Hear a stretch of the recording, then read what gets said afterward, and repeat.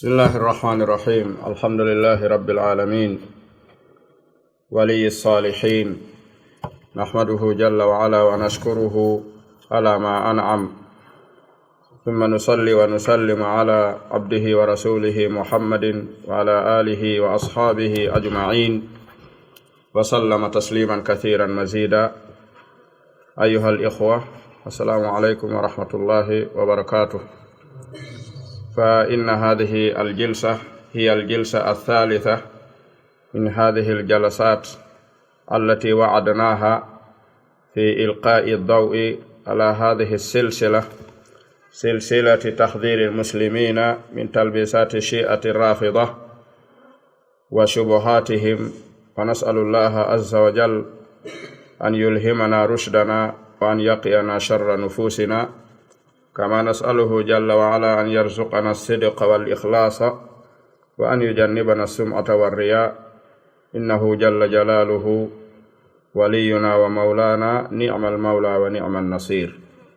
أرى يتي الله تبارك وتعالى يدو نعماجي مكو دي نيميني ميدن tay ko yettugol nemaji din di dumoto di beydo wano fodiri o wi la in shakartum la azidannakum wala in kafartum inna adhabi la shadid. Suratu Ibrahim o wi si on yetti nemaji din o beydanayi on, si on yeddi di o wadani on din lette makko den hino mawni e dow yeddobe nemaji din, hino jeya e den lette ɓorugol jon nema on, nema mo jonnano on. haray fa bi shukri ni'ami tazdadu wa tadumu, wano karamokoɓe tarbiya wi'irta ko yettugol nemaji ɗin ɗi dumoto, ko ɗum kadi woni ko ɗi ɓeydoto. bal Allahu tabaraka wa ta'ala humpiti yettugol mo ngol hina jeya e ko ɓuri mawnude ko yamiri jiyaɓe ɓen, kono no fanɗi e jiyaɓe makko ɓen waɗoɓe ɗum, ha o wi wa qalilun min ibadiya shakur. ɗuuɗali e jiyaɓe makko ɓen yettoɓe ɓen nden tora Allah subhanahu wa ta'ala yo arkiso en yettugol mo. aray si ɗum feƴƴi ko ndeɗo jonde woni jonde men tammere nde faala ɗen joɗɗinde fi jokkitagol ngol ɗo jolokowol ngol fuɗɗuɗen fi feññingol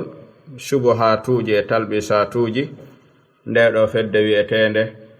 ashi'atu rafida. ko waɗi khuturatu hadhihi ta'ifa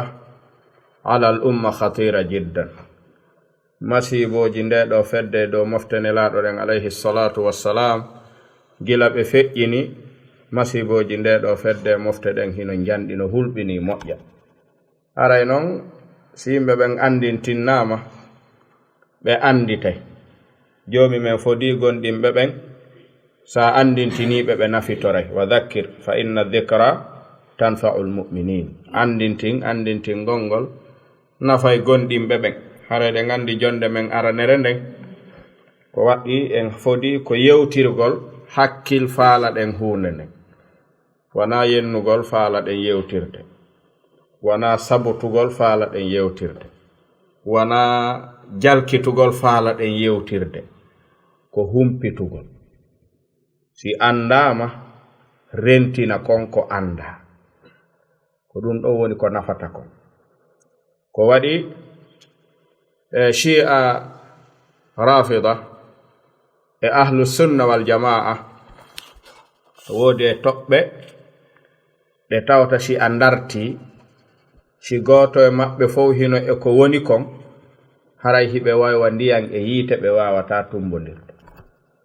ko waɗi findeji maɓɓe ɗin no woɗɗodiri moƴƴa. findeji maɓɓe ɗin noon ka ɓuri sertude ɗon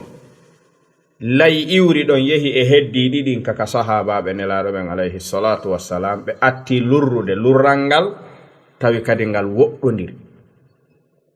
ko waɗi si tawi shi'a rafida wi'i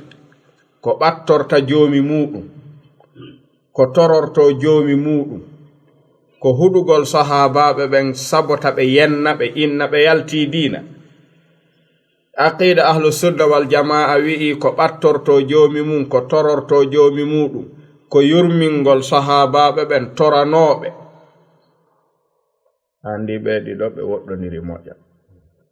ɓeɗo si goto e maɓɓe fo ɓoraki e ko fiɓi kon, haray attaqarubu baynahum muhalun, to ɓe ɓattodir no woɗɗi.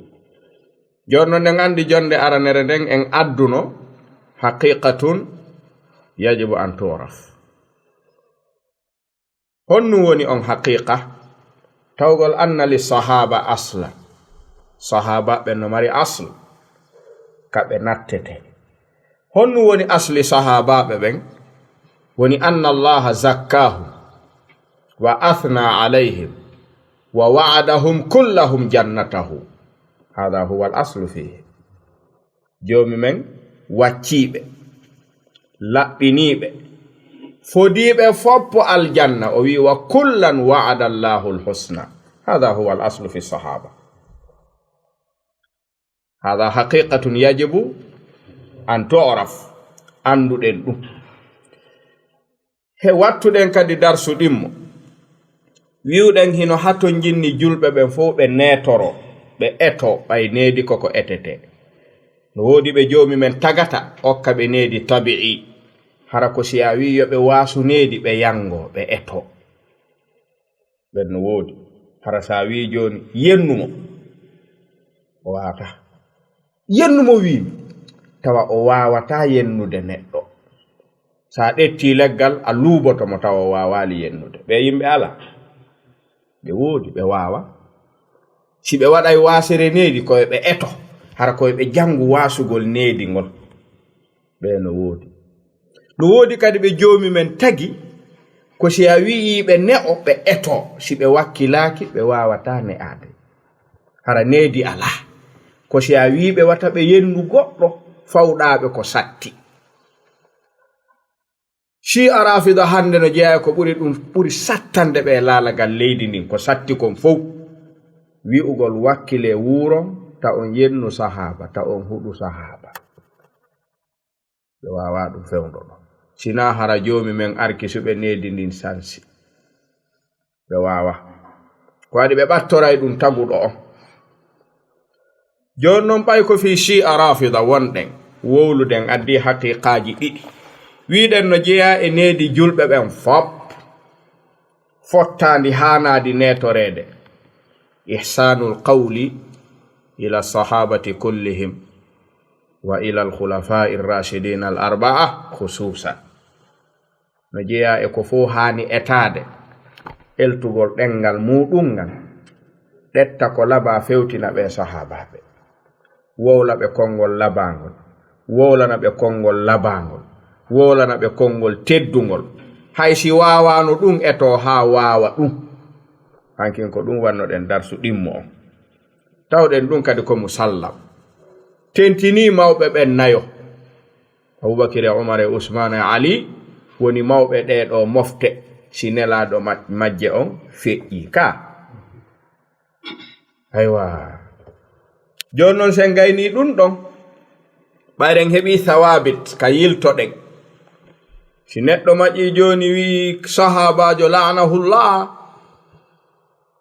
a landotomo ko honto yiwɗa ɗum e qur'ana. wi'a min mi yi'i ka qur'ana radiyallahu anhu. hada aslun addani en ka yiɗa ka qur'ana haythu la'anahumullahu. mi yaali ɗum ka qur'ana awa accu hoten ka aslu allahu radiya anhu en yino nden hosande ka. joni ɗen faala wadde oɗo dars tarifu shi'a wa tarifu rafida ko waɗi li anna al hukma ala shay'i juz'un an tasawwurihi. neɗɗo e ñaawu hunde no hani wonde himo andi nde bal ñaawugol mo hunde nden ko hollata himo andi nde. karamo koɓɓen andini shi'a en andi en wi a shi'a war rafida li anna hadhihi al wawa al atifa tadullu ala al mughayara. ulama un nahwi ɓe wi'i al wawul atifa bayna al jumali tadullu ala al mughayarati. sa wi'i jaa sa'idun wa zaidun haray zaidun ghayru sa'id wa sa'idun ghayru zaidin ka wi'uɗa zaidu ari e sa'id ɗon haray sa'idu wana zaidu zaidu wana sa'idu ko ɓe ɗiɗo sertuɓe. joni se wi shi'a wa rafida haray rafida ko woɓɓe shi'a ko woɓɓe. En faami joni fiyo en faamu baynal jumlatayni umumun wa khususun mutlaqun wono karamakoɓe balaga wowlirta wi en wana kala shi'ajo woni rafidi kono kala rafidi ko shi'i baynahuma umumun wa khususun mutlaqun. En faami ka en faamani wi en kala gonɗinɗo ko julɗo kono wana kala julɗo woni gonɗinɗo. baynahuma umumun wa khususun mutlaqun. kullu mu'min muslim. hal kullu muslim mu'min? Allahu ta'ala yaqulu fi surati al-hujurat qalat al-a'rabu amanna wa qul lam tu'minu walakin qulu aslamna idan antum muslimun ghayru mu'minin. ko gotum awa wi en kala rafidi ko o dambi ko e shi'a wana kala shi'i woni rafidi ala haddi ta'rifi wa tafriqi salafi al-umma. yawtuɓe moƴƴuɓe ɓen wowluɓe fi ko wiyete al-firaq wal adyan ahlu sunna wal jama'a ino mari ɓen ɓe tawata kongol maɓɓe e ɗum ko thabitun kal jibali. sen faala en adday seeɗaɓe ino jeeya e andiraɓe ka ahlu sunna wal jama'a wowlugol fil firaqi wal adyan woni imam abul hasan al ash'ari ɓe jogi deftere nde ɓe inni nde maqalatul islamiyina wa ikhtilaful musallin. kala ko yondire firaq wal adyan goto fof fedde mum e laawol mum ka fuɗɗi haa ka haaɗi alamo ɓe acci. si ɓen wowli e fedde sa arti ɓaawo ko ya fillo ko waɗi ɓe andi feddeji ɗin ɗi foppo majji. kono noon imam ɓeɗo wiyeteɓe as-sahrastani hiɓe windi deftere ɓenni nde al-milalu wan nihalu. ala fedde nde ɓe acci ɓe wowlali fi mum ka fuɗɗi haa ka rawnoyi. ɓen hino sendidiri shi'a e rafida.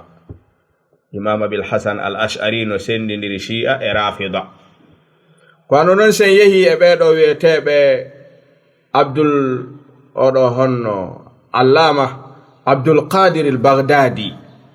hiɓe waɗi deftere ɓenni nde al farqu bayna al firaqi. en yiɗo no laaɓi ka al farqu bayna al firaqi afdalu kitabin fil bab huwa. hiɓe sendiniri hakkunde feddeji ɗi ɓe jaɓa ko natodira yo naadidire na gotum. cheikh abdul qadir al baghdadi ɓe wi ka al farqu bayna al firaqi shi'a ko woɓɓe ɓe yetoto en homɓe woni ɓen. rafida ko woɓɓe homɓe woni ɓen ɓe yaltinoyay rafida e nder shi'a tawe rafida ko e nder shi'a yalti ko nde shi'a heɓi rafida heɓi bi ma'ana ko e nder shi'a rafida jibina yalti kono na rafida atti shi'a ko shi'a atti jibini rafida tawi non joni jibinaɗo on no boni ɓuri jibinɗo on. shi'a e rafida ko shi'a woni nene jibinɗo rafida on kono ɓiɗɗo on bewi ɓuri nene on. en famude yewtere nde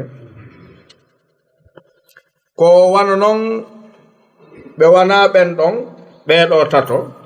wono imam ibnu khaldun hiɓe mari deftere nde ɓe inni muqaddima ibnu khaldun ɓen kad no sendiniri hakkunde shi'a e rafida ko tawde fayda yimɓe ɓen naadidiriɓe haa joni ɓe watti wonde shi'a rafida andi ko shi'a e rafida woni. joni noon karamo ko ɓe wuuridaɓe ɓen ɓe wi'i ala haddi tarifi salafi li shi'a ɓe andaka joni ka ɓe wooda kono noon hiɓe wooduno hay si ɓe woodi joni ko minan nawadir kono noon ɓay ɓe wooduno ko ma andine homɓe woni sa fotti e maɓɓe anda kamɓen. kono noon rafida no ɗuuɗi gollirde tuqiya jogo jikku shi'a no jeeya jikkuji maɓɓe gollitirgol tuqiya tippito ɗetta golle shi'a ɗen haa yultoya en faamude haray ɓeeɗo ɓe foppu maɓɓe ɓe wowli ɗum ɓe wi ko honɗum woni shi'a taw ka lugha al arabiya allama ibnul mandour allama fayruzul abadi ɓeeɗo ɗiɗo no jeeya e andiraɓe aynitugol lugha al arabiya on ka fou wiyete jumla lugha al arabiya on ɗo wana fi sunna ma ko wana sunna qamusul muhit ko lugha al arabiya jokki wana fedde nde jokki lisanul arab lil manzuri ko lugha al arabiya jokki ɓeeɗo fof ɓe wi'i ka lugha al arabiya si innama ash-shi'a fi lugha wa humul atba'u wal ansar ka lugha ko ɓen woni jokkoɓe yimɓe walloɓe yimɓe ko andirten non jokkoɓe yimɓe e walloɓe yimɓe hino wi'e shi'a kaka jomi men tabaraka wa ta'ala wi innal ladhina farraqu dinahum wa kanu shi'an lasta minhum fi shay shi'an andarta tawa kullu hizbin bima ladayhim farihun harayɓe wallude fedde nde ko ɗum inni ɓe shi'a ko ɗum si jomi wi nokkugo fastakhathahu alladhi min shi'atihi ala alladhi min aduwihi fawakazahu Musa faqada alayhi o yiɗon kadi ko shi'a ari ko waɗi wallitoriɗo annabi Musa on ko jeeyaɗo e leñol maɓɓe ngol Qibtiya ko ano noon kadi joomi men gollitirta fi kalima shi'a e ko wana ɗum wano wi'iri wa inna min shi'atihi la Ibrahim no jeeya e wonduɓe annabi Nuhu e laawol mum e diina muɗum wallidiri e mum tawti annabi Nuhu e mum annabi Ibrahim idan ash-shi'atu fi lugha humul atba'u wal ansar sawa'un kana fi haqqin aw fi batil wallidirangal jokkodirangal siko e goonga siko e fenande no wi'e shi'a kono ɗon faame ka istilah imam ibnul athir ɓe maaki ka deftere maɓɓe annihayatu fi garibi alhadithi wal athar ɓe maaki ash-shi'a fil istilah qad ghalaba hadha al-ism ala shi'a ala kulli man yaz'umu annahu yatawalla aliyan radiyallahu anhu wa ahla baytihi hatta sara lahum isman khassan joni imam ibnul asir ɓe wi shi'a on si artama ka istilah anda ka dambede e ngolɗo konngol shi'a si wana ɓen wi'uɓe jiwganayi ali wallay ali no wondi e ali ko ɓen ɗon andira nde ɗo inde yo hotu e mu'um ka istilah kono joni noon shi'a tigiri harana rawafida wonɗen wolde taw shi'a tigiri hiɗen andi ko zamanu hombo ɗum feeñi shi'a ko feeñi shi'a na rafida wonɗen wolde de okken darso on hakkil ko ƴawgol tippo shi'a ko feeñi kaka usmana feƴƴi zamanu nelaɗo hari shi'a ala zamanu aboubakir hari shi'a ala na rafida wonɗen wiide goy zamanu aboubakir hari shi'a ala zamanu umar hari shi'a ala zamanu usman hari shi'a ala kaka usmana feƴƴini khilafa on arte juuɗe ali ko ɗon ali heɓi yimɓe jokkuɓe mo ɓe inni hoore maɓɓe shi'atu aliyin hakkunde ali e muawiya woɓɓe kadi heɓiɗa dariɓe wi'iɓe menen kadi komin shi'atu muawiya ɓen kadi woni shi'a koye nden hitande shi'a heɓi nde yehi ha hakkunde oɗo honno muawiya bun abi sufyan e hakkunde mum e alhasana ibnu ali joni on andi nde honno ali naɓi khilafa on yaari non ha feƴƴini tawi hakkunde makko e muawiya no jindude fi qatlatu usmana warɓe usmana ɓen a andi usmana bun affan e muawiyatu bun abi sufyan ko goɗɗo e ɓiɗɗo bappa mu'um Muawiya ko ɓiɗɗo bappa Usman, baba Usmana ko baba mawɗo Ali. Ali no oɗo Muawiya wi'i, jomi men wi e suratu Isra, wa man qutila madluman faqad ja'alna li waliyihi sultana. Ali min en poɗodirta fi khilafa on, haaju an kadi ala e khilafa on. Kono Usmana waruɓe moɓen ɓe toñumo, jomi men wi'imo toñama warama, mi jonni konngol e doole yottagol siɓɓe makko ɓen. Jonni tan waruɓe moɓen mi waɗaɓe ko ɓe hana waɗede kon, ma ɗum waɗaɓe ko ɓe hana waɗede kon. On andi hakkunde Ali e Muawiya wana khilafa woni hakkunde maɓɓe, ko fi waruɓe Usmana ɓen. Oyano aynude enɗan ɗan. Ali ibn Abi Talibin wi'i, miɗo andi Usmana ko koto ma. Wa man qutila madluman faqad ja'alna li waliyihi sultanan. Miɗo andi ɗum. Kono Muawiya fewndo ɗo ka wonɗen ɗo. Si en memminiɗo ɗaɓɓitugol katlatu Usman waruɓe Usmana ɓen, en bonnay ɓuri si en hendi keɓe ko moƴƴinten ko. Acciten ɗum ɗon taw waaloɗa, wallidiren ha fof moɓodira. Muawiya woɓe majjoyay, ƴiƴam makko ɗan wonay hadaran, mi yiɗa ɗum ɗo waddi ɓe. Ara ayna on andina probléme khilafa woni hakkunde maɓɓe. Kala wiwɗo hakkunde Ali e Muawiya hawre maɓɓe nden ko hawre khilafa, Ali ma Muawiya tawta Ali ka khilafa, o toñi, o wowlali gonga. Ko ɗum ɗo woni hakkunde maɓɓe. Joni noon nde ɓe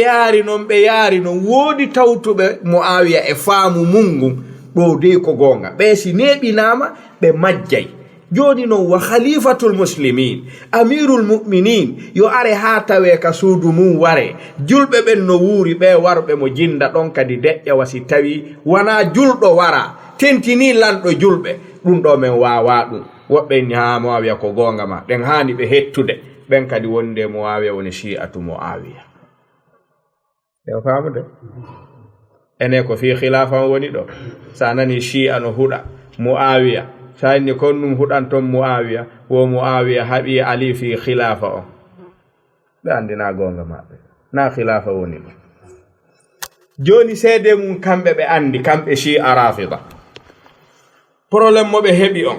ko ɓuri ɓe bonnande ko. Nde ɓe woni ɓaawo Ali, ɓe woni shi'atu Ali, en andi ko ɗo shi'a fuɗɗi. Ɓe yaadi Muawiya no wondi to kadi e shi'atu mu'um. Ɓe yarini ha Ali wara, Abdurrahman ibn Muljim wari mo. Ɓayri o maayi, tawi ko kanko woni khilafa on, joni faama, yimɓe makko ɓen faami, ɓay o maayi ko ɓiɗɗo makko njano on, Al-Hasan, ɗettata khilafa on. Ɓe faami ɗum. Fiyen faamu fenande shi'a nden ko honto iwri, ko waɗi sen anda ɗum yulabbisuna alayna. Ɓe faami joni ɓay Ali maayi, ko hombo hande khilafa on ɓaawo makko, ko ɓiɗɗo makko njano on woni Al-Hasan, on o mari njano. Muawiyatu bun Abi Sufyan ko ɗon landiti khilafa on fiyo hettu katalati Usmana joni. Ɓay si o jooɗike tun o hendike wonnoɗo maayi, joni o yiɗa Al-Hasana kontina ɗon, hunde nden ɓeydo majjude fi waruɓe Usmana ɓen. Kanko simo wuuri o waɗay ɓen ko ɓe waɗi Usmana kon, o yottantomo ko waɗi jomi men waɗanimo. Faqad ja'alna li waliyihi sultanan. O sultan ko mami hettamo. O wi joni o nelani kanko Muawiya. Shi'a no wawi bonnude jiɓindira. Ɓay Ali maayi, Muawiya ko atti wadde ko windugol risala. Defte Shi'a e defte sunna fof no jantiɗo. O windi risala ha tawno oɗo Al-Hasan. O inni miɗo faala ya ɗettu ɓeygure Ali nden fof adda ara notoɗa. Al-Hasan woni njano o. O ɗetti ɓe foppo, o ɗetti Al-Husayne ɓe fof ɓe ari ɓe noti Muawiya ka makko. Muawiya wi komi noddirma, mi faala yer reenu ƴiiƴe mofte nelaɗo ɗen. Ta en memmin piiro. Fi waruɓe Usmana ɓen, miɗo faala hettude fi maɓɓe. Joni khilafa on, accumi hendo. Simi hendike, ta hulu hunde ko waɗuma, ɓeygure suudu nelaɗo ndu jogiiɗo khilafa wono hani buumudeɓe wona fi maɓɓe kono wana ɓe wona khalifa kamɓe tun ko waɗi nelaɗo haldali e goto e ɗum si nelaɗo no yiɗuno yo khalifa on wonu e ɓeygure maɓɓe nden ɓe wowlayno ɗum konngol ngol firtata konguɗi ɗiɗi ara no laaɓi poy simi maayi khilafa on ko e suudu andun jeyete hara ɗum no laaɓi poy si ɓe waɗali ɗum ko fiyake julɓe ni wana fiyake suudu woturu fi hon ɗum ndaare Abubakar Siddiq nde ɗetti ha nawni tay feƴƴinayi woni himo mari ɓiɓɓe janɗuɓe o wiyano ɓiɓɓe makko lontola li anna hadha amrul muslimin nde Umar ibn al-Khattab ɗetti yehi ha tufa o andi o maayay woni o nodduno jeegoɓe ɓen ɓiɗɗo makko Ibnu Umar o naati tun o wi yaltu a ala geɓal e ɗum yaltu nderga ɓe gandi mo ñaaɗi hombo nodduma honnu ɗaɓɓataka yaltu yaasi Ibnu Umar yalti o wi ko hakkunde mon ɗo ɗaɓɓoton khilafa on si tawno ɗum ko jattugol haloro ɓeɗo ɗettirno ɓe mari ɓiɓɓe janɗuɓe na ɓe jonnayno ɓen ɗum ala ton mi anda so tawi ɗen faamude joni ɓayri ɓe yaari noon ha Muawiya yewti Alhasana ko yewtimo kon o faami kanko tigiri o andi to wi Muawiya ñande go nelaɗon ɓe maka nanno min jomi an waɗo yaylan sabu ko reeni ƴiƴam mofte maɓɓe ɗen mi wonoye sabu sulhan baynal muslimin jon noon ɗo miɗo andi simi pooɗiɗo fi khilafa on baabe ngam wiyomi ɗettu a pooɗi a wi'i a hendoto wonduɓe baabe ngam ɓen no iwtirde ɓaawo am wonduɓe ɓaawo ma ɓen no heddade ɓaawo ma waren julɓe ɓen ɗum landaki min ko an kon mi tippitike mi yeeyoniri e maɗa anta khalifatul muslimin Al-Husayn miñam makko wi mi tawta ɗum Al-Hasana wi heɗo komi wonma wowlande ko si a jaɓata heɗade ha mi gayna mi sokoyte suudu ha min gayna golle ɗen na golle paykunde ko fokkiti ɗo kon ko renugol min mi tippitike gila hande mi yeeyodiri e Muawiya en yi golle ɗen sikkuɗen hawreno hakkunde ɓe kañum wiɗen ko siya woni waddude maayuɓe ɓe wurino ha ɓe maayi hiɓe jam hiɓe weldi siya no wadda gafureji aji ɓe ronkay siya hino jaɓi ka defte maɓɓe sira fop yimɓe sunna no jaɓi ka defte maɓɓe sira jane fop konngol gotol wondema ko nden hitande julɓe ɓen fottuno inni amul jama'a lande siya si ɓe wowlata ɗum kono nden hitande wi'ano hitande nde Al-Hasana tippiti wa salaha Muawiya wa baya'ahu bil khilafa ko honno nden hitande innano inda shi'a wa sunna ko amul jama'a Al-Hasana moƴƴini moɓiti moftene laaɗo ɗen kaɓe sakotono honto sonko ngo honto pirongo woni ɗo sonkali ɗo pirali shi'a rafida no heɓiti ɗo probléme muskila ɗo ko gila ɗo siɗen jangude seeɗa sira tariha ka defte shi'a wonɗen wowlude hiɗen andi hiɓe andi ko gila ɗo ɓe yaltini Al-Hasan e ɓiɓɓe makko ɓen fof e ahlu bayti nabiyi ka khilafa wallahi alladhi la ilaha ghayruhu to ɓe wi ɓayri Al-Hasan ronku ko waɗa si wana ɗettugol khilafa on jonnita Banu Umayyata nokku kaw dari mo mari wallitotoɓe o hetta khilafa on ɓe waynodiri e makko ɓe soɗodiri e makko ɓe soɗike ɓe soɗori omo e sabunde ɓe saƴƴitiri eau de javel fi Al-Hasan halas ɓay noon Al-Husayni feññinno angal tawtugol mo koto makko fooli mo gayni mo ɓe wonti hande kadi shi'atu Husayn ko tariha woɗɗuɗo ni goy ko ɗum si tawi wallahi alladhi la ilaha ghayruhu shi'a no andi sunna no andi shi'a jaɓa ɓiɗɗo Al-Hasana no hande khilafa nelaɗo ahlul bayti sen nani ko ɓiɓɓe Al-Husayni ɓen tu ngandi fi honɗum ko ɓayri Al-Huseynu feññinno angal tawtugol ko to mu'u ɓe wi kon woni gorko o anda siɗen famude tariha o ɓe yaltini Al-Hasan ɓayri on o moɓiti julɓe ɓe ene Shi'a no wodi mo acci si Shi'a huɗi Abubakar huɗi Umar huɗi Usman ta ɗum sattu ɓay ɓe yaltini hay Al-Hasan ka ahlul bayti ka ko jikku maɓɓe imam Amir ni Sha'bi ɓe wi Shi'a si jeeyano e colli ɗi ko jigaje ɓe wonayno ɓe sendindira ko laaɓi ko tuuni joni noon ko gila ɗo Shi'a on saakiti kadi Rafida noon heɓiti e maɓɓe Shi'a hari andiraka salagol Abubakar ɓe salaki kadi Umar ɓe salaki kadi khilafa Abubakar on ɓe salaki khilafa Umar on hiɓe jaɓuno ɗum haala maɓɓe kanko wonuno ene Ali e Usman hombo ɓuri moƴƴude hombo ɓuri handude khilafa on ko ɓeeɗo wi'eteno Shi'atu Ali kono ɓe memata Abubakar ɓe memata Umar ɓe huɗata ɓe dartata ko khilafa mum on ko hakkunde Usmana e Ali ɓe woni jindude woɓɓe maɓɓe wi'a ɗon ko Ali ɓuri mo ko Ali ɓurno handude kadi e khilafa on woɓɓe ni o khilafa on ɓay julɓe ɓen ɗetti jonni oɗa Ali tigiri jaɓi ha o hendike wi'en Ali no ɓuri mo moƴƴude Ali moƴƴi tun e makko acciri mo khilafa on kono moƴƴugol ngol Ali no ɓuri mo moƴƴude ko ɗo haala Shi'a wonno jendude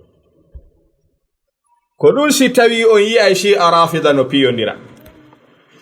ñande yawmu Ashura jombente fof hewtutuɗo gila ñande Al-Huseynu wara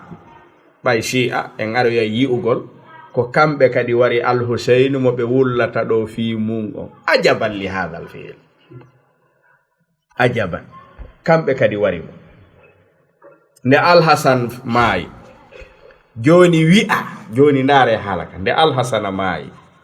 joni wi'a kanko Al-Huseyn o jaɓanano koto makko yo tippitano Muawiya ka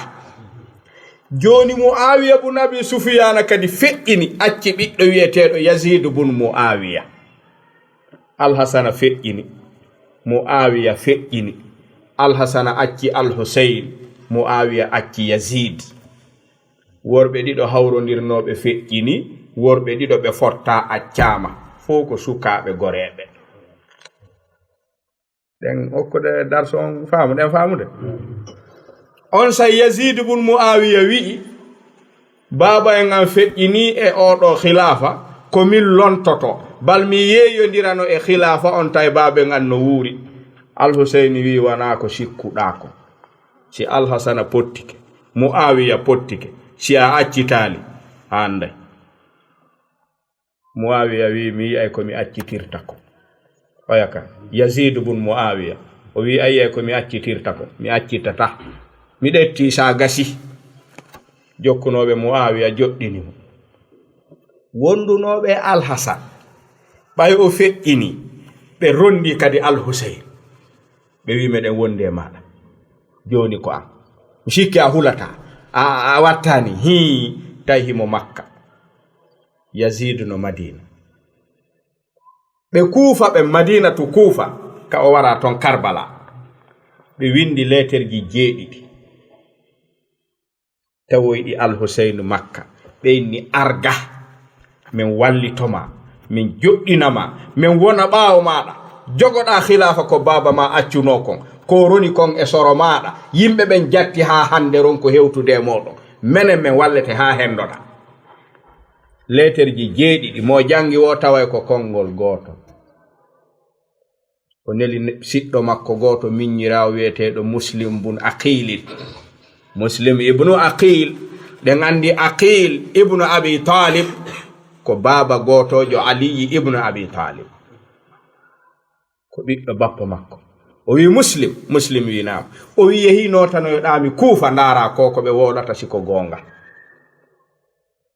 muslim yehi hewtoy kuufa rafida woni rafida hum ahlu gadar ko ɓe janfotoɓe ko ɓe ɗaynoɓe muslim nelaɗon ari hewti werna teddina waɗana ko haton jinni kon fof tamam tay jaka ko janfa o winditi kanko muslim bun aqilin wallahi ɗum ɗo defte sunna no janti defte shi'a no janti la yunkiru hadha illa mutakabir muslim bun aqilin winditi risala wiyo risala on yahu tawoya al-Husayn makka kuufa ndaɗɗi timmi hino ɗo yeeyondiri e maɗa e juuɗe an akthar min 20,000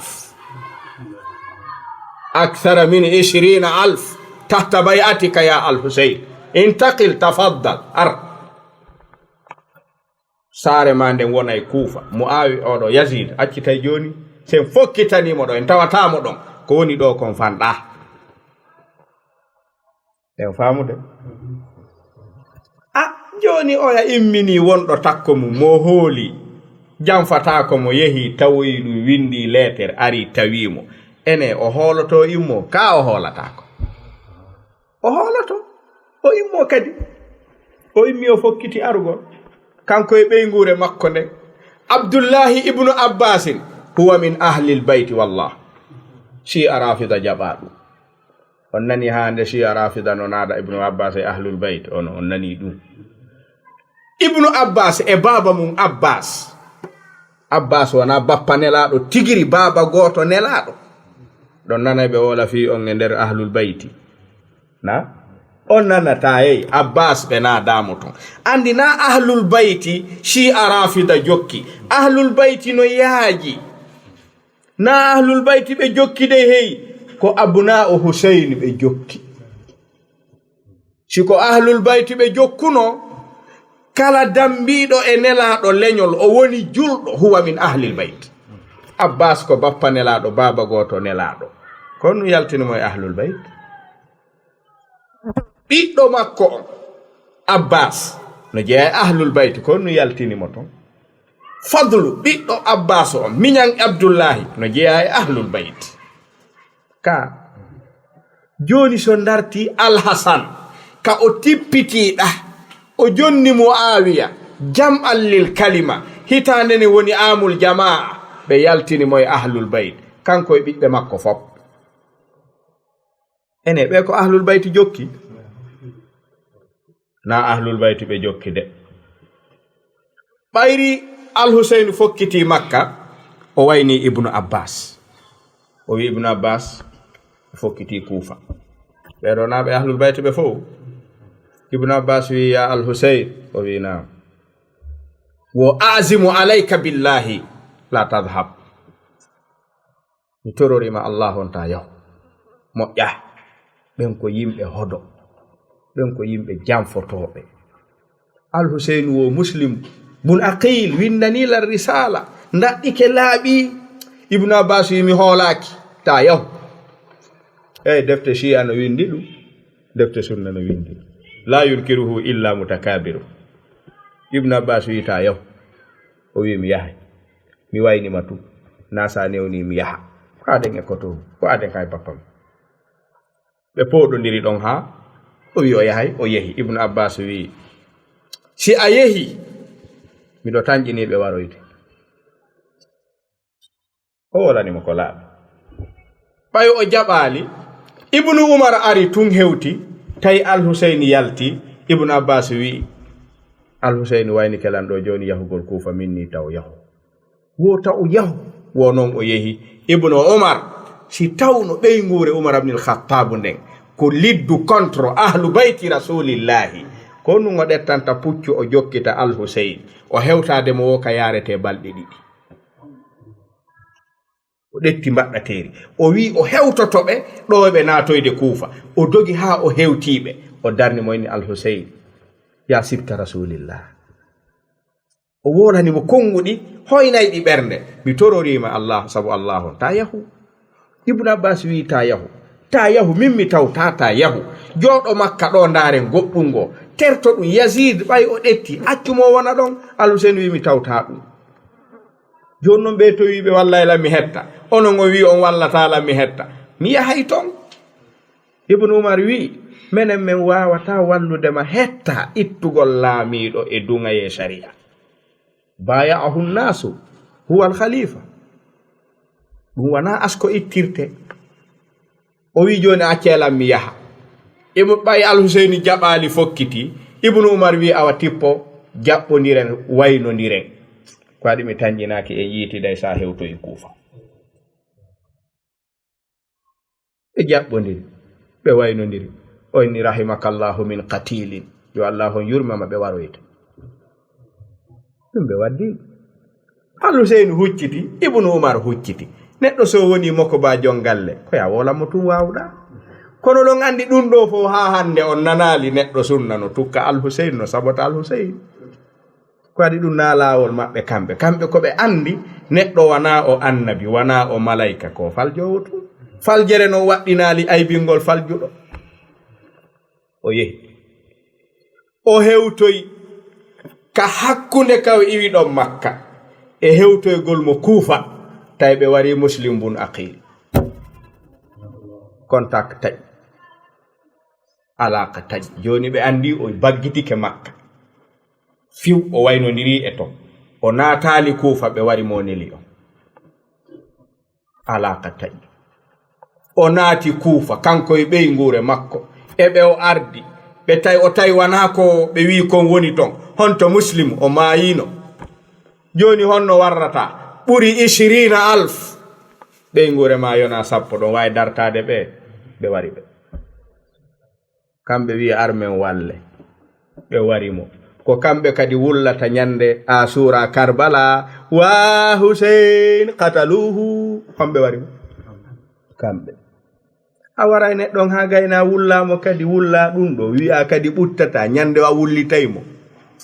si a rafida no boni golle si tawi neɗɗo on o warama hamzatu bun abdil muttalib wa min ahlil bayt ka ñande o hoɗu o wara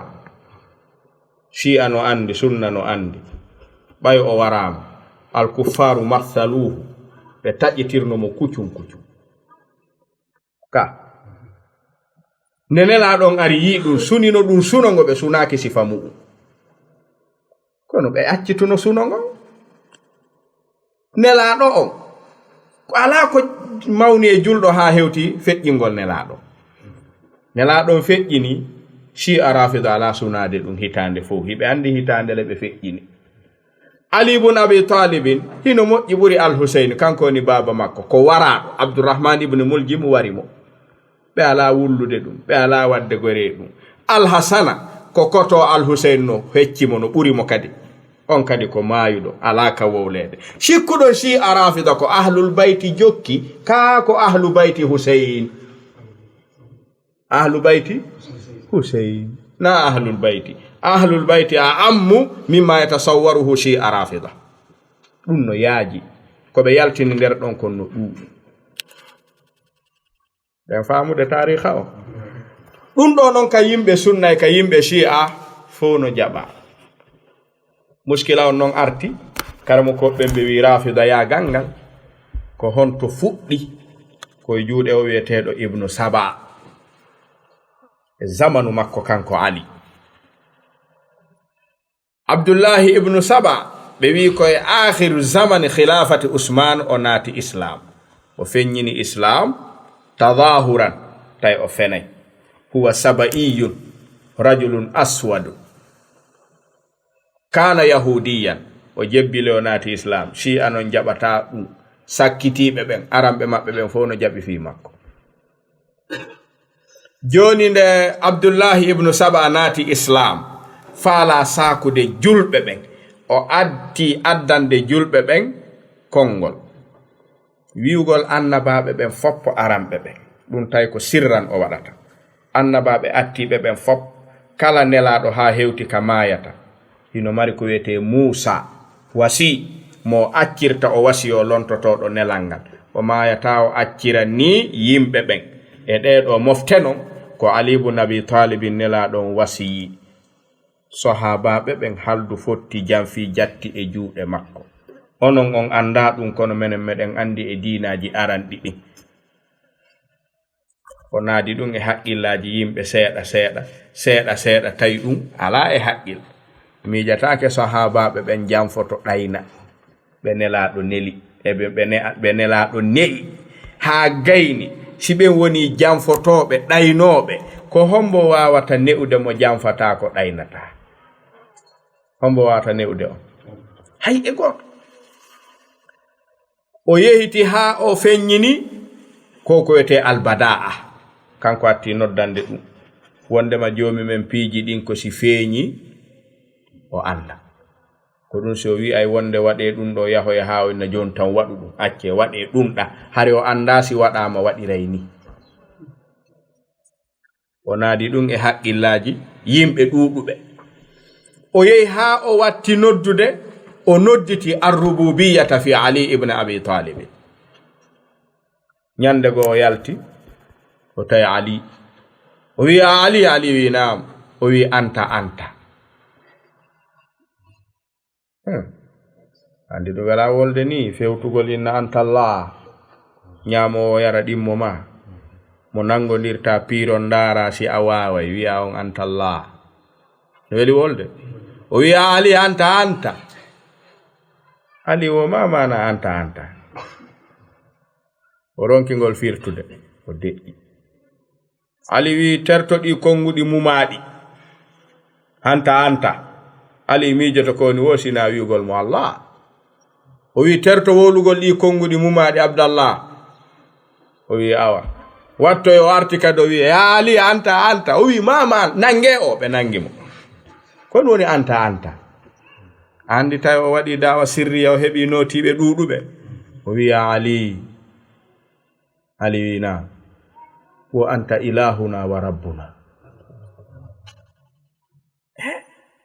ko ɗum woni anta o wo hi o amin har mi nanal sifa ɗum si a ruttitaki e ɗum si a feetu ñawndete wo honnu ñawdirtami wo mi huɓɓa yiite mi naade nder ton wo haray gongi ko an woni allahu rabbuna ɓay ko joom men tun sunnata goɗɗo asi kam hija e woni anta ali yamiri o wiyeteɗo kambara kakarari wonduno nde makko mari doole mari feere mari cuuca ka hulɓini wo ali si ya kambara o wi naam o wi hunde kaari laato tongata kakara neɗɗo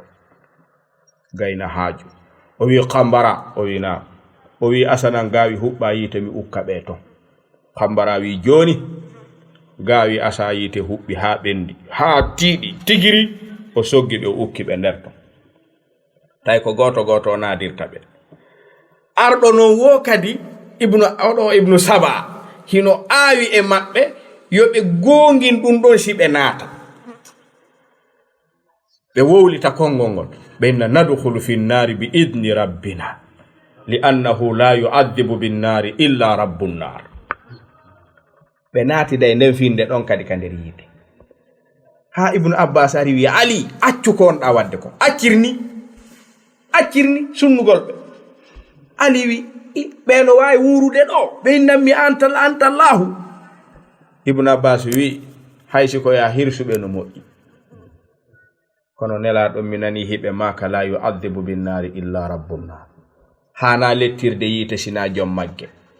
ali wo har mi humpitaki on ɗon hadis a nanimo e nelaɗo wo o wi kambara ɗanni yiite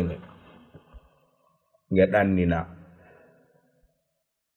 o jokkiti noon hande kadi ne'ugol ɓe ko gila ɗo non rafida fuɗɗi abdullahi ibnu saba aawi e haqqillaji yimɓe ɓen ko si a rafida jogii ɗo kon wondema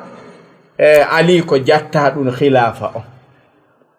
kanko hanuno lontade abubakire umar dolumo en janguno non nden ñanden kaka umar woni khalifa ali resini mo jiwo mum ummu kulsumu o dolamo o jattamo wa khilafatu rasulillahi o resina mo jiwo makko on kadi fewno ka woni khalifa ɗon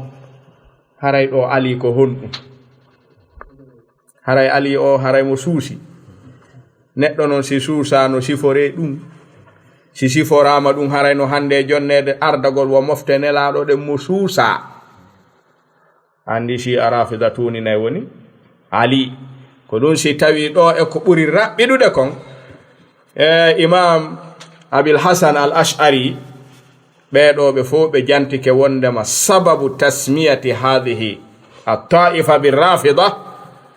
ko hakkunde zayd ibnu ali on andi ko ɗum inni ɓe shi'atu zaydiya zayd ibnu ali nde yimɓe ɓe mooɓi kadi waɗi coggal jokki ha joni ahlu bayti ɓe wi joni ko zayd ibnu ali kadi ɓe ardinta ɓe ari noon ɓe waɗanimo condition ji ɓe walliniɗi ɓe inni zayd ɓe wi zayd wi naam ɓe wi meɗen wakkili wondude e maɗa wallitoma pittali amen e jawle amen fopp men watti e juuɗe ma kono noon bi charte tukaffiru ababakir wa umar zayd ibnu ali wi la ukaffiruhuma wala atabarra'u minhuma limadha honno mi waɗanta ɗum ɓenni a waɗata ɗum o wi ɓenni idha rafadnaka min al yawm gila hande hay an en gayniri on andingol konngol mo jaɓali o en waynodiri koko yani hakkunde ɓe sukaɓe on andi ɗum no iwri ka rafida to ka on famani mo jaɓali o en gayni so yi rafida wakkilike hawkude wa al hasan ɓiɗɗo arano ali o fii o tawtali ɓe faamu hakkunde makko e muawiya ɓe accay goɗɗo go nde zeydi ibnu ali jaɓali ɓe tawtude fi aboubakir e umar ɓe hawkimo ko ɗum si faame moƴƴa wallahi alladi la ilaha gayruhu rafida yukaffiru zeyda ibnu aliyin kama yukaffiruna ahla sunna on andi ɓe jaɓa si a zeydiya ko jeyaɓe julɓe ko ɗum si ahlu sunna wal jamaa ɓe fotti anna aqrabu firaqi shi'ati ila ahli sunnati wal jamaa الشيعة الزيدية سنجنجي الملل والنحل كنون ستايي شيعة رافضة نسرتقوي رافضة يكفرون الزيدية في هندون باير زيدية على هفر دين دي أبو بكر عمر بي على دندا دي أمك شيعة رافضة كو ناتيرتي كو التبرؤ من أبي بكر وعمر ولعنهما كنون رافضة ياغل ناتيرتي shi a yagal non wana ɗum natirte ko wigol ko ali ɓurno handude khilafa o aboubakir e umar radiyallahu anhuma ɓe no ɓattodiri ɓe ɓattodira haray almuhim ko ɓuri raɓɓiɗude kon ko en faamu shi'a ko woɓɓe rafida ko woɓɓe rafida ko jeyaɓe e nder shi'a kono shi'a jeyaka e nder rafida on andi kono shi'a heɓi rafida yalti nder ɗo en faami ka faami ke ko ɗum si tawi imamu dhahabi ɓe maki ka misanul i'tidal nde ɓe yewti fi gurdan aban bun taglabin al kufi ɓe maki shi'iyun jaldun lakinnahu thiqatun ɓay ɓe wowli ɗum yimɓe ɓe landitino ɓe kayfa tuwathiqu rajulan min ahli lbida wa min shuruti ta'dili as-sunniya imamu dhahabi ɓe maki la bimana bida shi'a ko noneji ɗiɗi ko shi'a ghaliya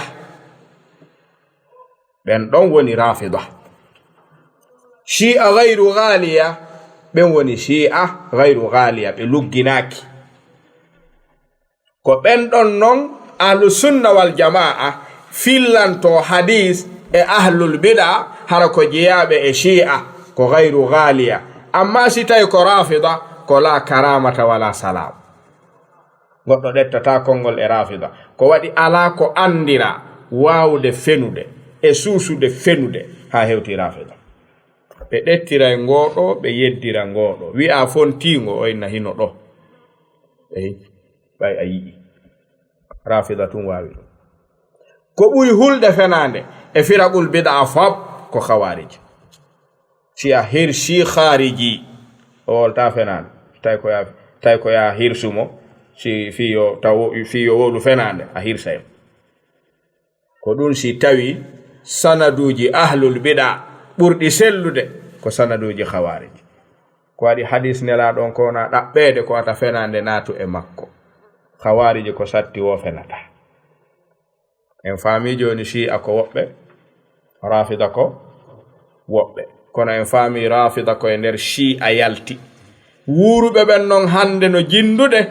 karmo koɓɓen ɓe wi'i wi'ugol ɓe shi'a ɓe wuuruɓe hande ko faljere ka ñaawugol ɓe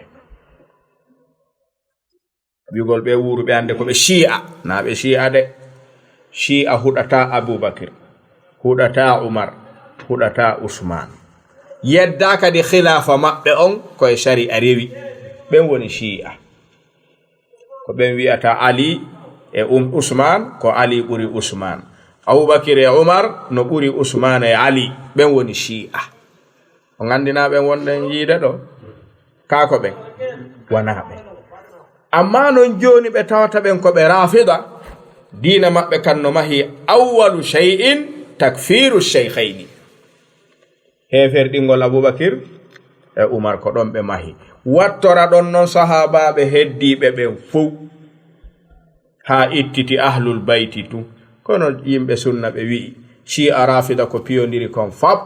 ɓe piyodirali ha hewti kaɓe heferɗiniri sahabaɓe ɓen fof ɓe landa honno wiyan ɗon sahabaɓen fof yalti islam wondi murtadduna ɓe inni ko ɓayri nelaɗon feƴƴini nelaɗon acciri khilafan yo aliya hendo aliya hendaki ɗum Umar e Abubakar walike mum jatti jaɓali mo jonnude ko ɗum yaltini ɓe islam welaɗo ɗum kadi tawti ɓe mum wo ko ɗum on ɗon kadi men yaltiniri mo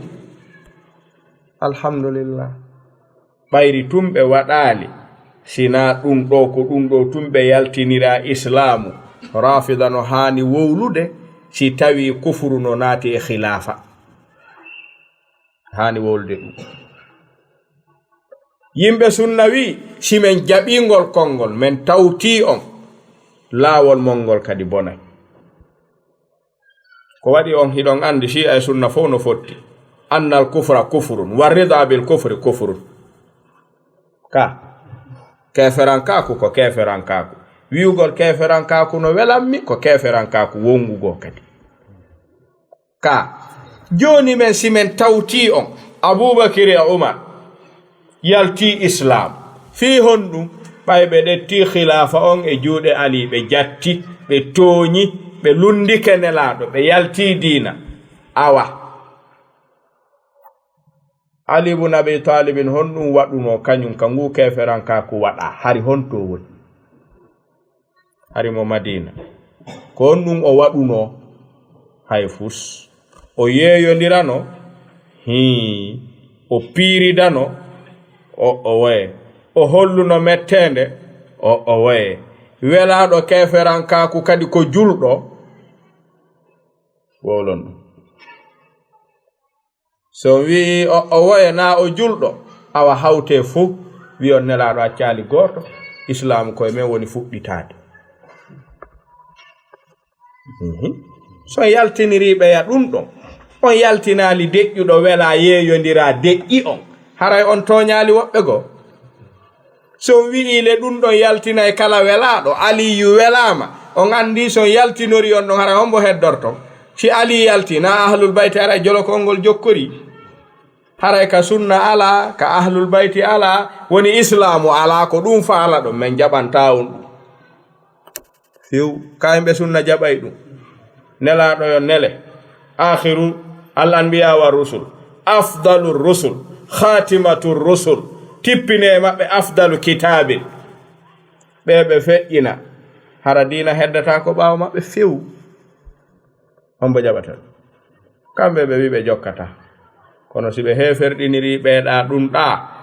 ɓe hani wattorde Ali si ɓe wattorali Ali koko ɗum haɗi enen wattoren Ali kaka accuɗen ɗon Ali accuɗen Abubakar e Umar ko acca Abubakar e Umar kon ko ɗum accata Ali si a wi goto e maɓɓe accatake a mooɓay fof minen noon men mooɓata minen fof ko radiyallahu anhum men jogi ɗum yimɓe sunna andi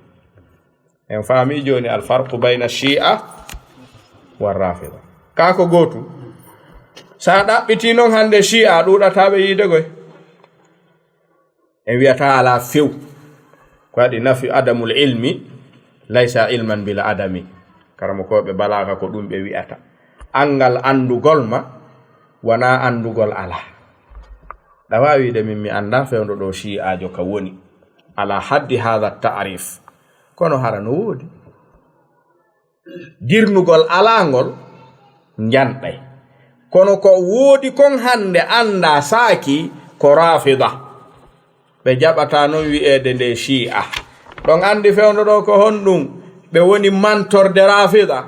faamo moƴƴa no jeeya e laawol maɓɓe tuqiya hari sa wiɓe rafida on haɓay on sonkay mettayɓe ɓe yehi haa ɓe tawi sukaaɓe sunna ɓen ko ɗum woni ɓe sunnirde ɓerɗe ɗen ɓe wi jooni fiyoɓe accu ɗum holleɓe no wela en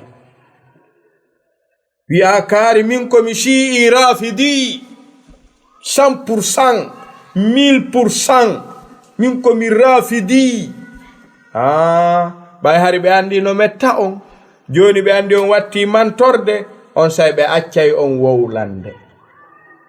ko laawol ngol ɓe rewi ha joni sa wi ɓe rafidi yeyi no metta ɓe ko ɓe woni wowlirde ko fiyo acce hey accatake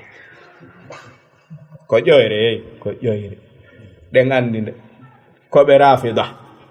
rafadu zeyda ibna aliyin wa rafadu ababakrin wa umar wa usmana wa khilafatahum falihada summu birrawafida hum rawafida defteren ɗo hinde inne idhabu fa antum rafida on yinde ka